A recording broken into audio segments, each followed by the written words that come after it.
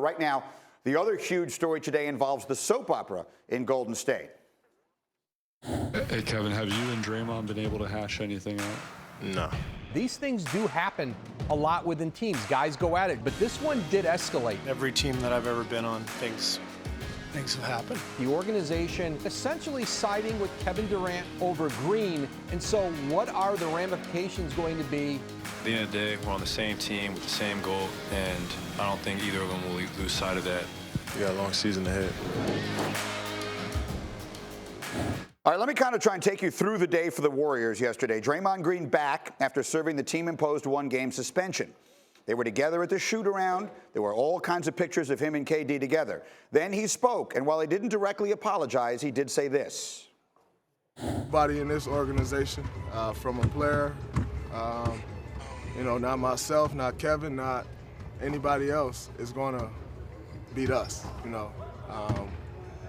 So if you one of them other 29 teams in this league, you got to beat us. We're not going to beat us. This only makes Kevin, myself, and the rest of my teammates stronger. That's what it's going to do. So, you think you saw something before. Good luck with us now. We're not going to crumble off of an argument. We're going to move forward. All right, so that was then. And then they go out on the floor, Jalen, last night, and they just looked terrible. Draymond and the Warriors taking on the Rockets. Early first quarter, this is just the second bucket of the game, and you're going to make a big deal because Draymond finds KD, and that looks good, but then it did not look good the rest of the day. And, Jalen, I want to watch this play here. We're going to spot shadow it. Kevin Durant has the ball, dribbles it a lot. Draymond Green is open and calling for the ball, and Durant clearly looks in his direction, doesn't give it to him. But right now, Draymond is what we call Greeny open for a reason. Yeah, okay, fair enough. You don't want him taking that shot. Correct. Yeah, well, he would take 3 3-pointers in this game, and he would make none of them. Draymond Green would score 0 points in this return. Third quarter, Warriors down 9. Here's maybe the point that you were making. Draymond, that's a brick. No Warrior starter made a 3 last night. And then here's another one, sort of reminiscent of a few nights ago. Out on a fast break, you watch Draymond Green get called for a double dribble. Draymond, I think emotionally and psychologically, his head just wasn't in the game. He's dealt with a lot in the locker room. He's dealt with a lot through media and social media. He understands there's a lot of chatter surrounding his name. Yeah, you see that KD was the first guy over there to talk to him. Now, later in the game here, fourth quarter, it's a 20-point game. And look at Chris Paul playing some defense, throwing it ahead. Isaiah Hartenstein's going to wind up making a 3. James Harden led all scorers with 27 in this game. But the headline here, Warriors, 4 of 18 from 3. And they get blown out in Houston, 107-86. We're banged up a little bit physically, and right now we're banged up spiritually. I mean, that's there's no getting around that. It was clear tonight that we were not ourselves and sort of emotionally not there.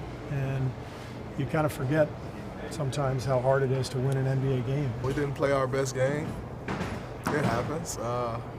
If those emotions are what caused us to lose, then it's my bad, but, we're not panicking or think oh man, we're not a great team. We're still the best team in the league, and we're going to win more games and a bunch of games and go win another championship, and we'll be fine. How do you characterize how things are with you and Draymond? Don't ask me about that again. Okay, fine. So it's safe to say the Warriors are lost without Steph Curry offensively. Let's start there. They were outscored by 36 points on threes. Yesterday, shooting 4 of 18, their worst margin in any game under Steve Kerr.